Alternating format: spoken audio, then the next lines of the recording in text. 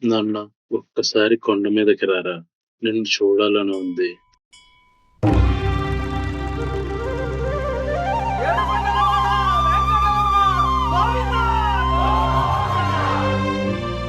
Adivo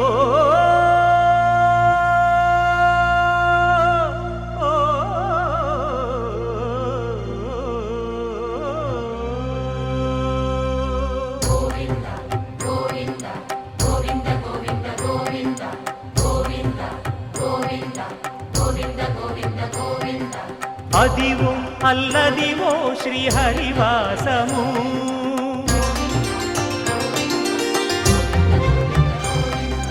Adivo Alladivo శ్రీహరివాసము. 10,000 శేషుల పడగలమయము. Adivo Alladivo శ్రీహరివాసము.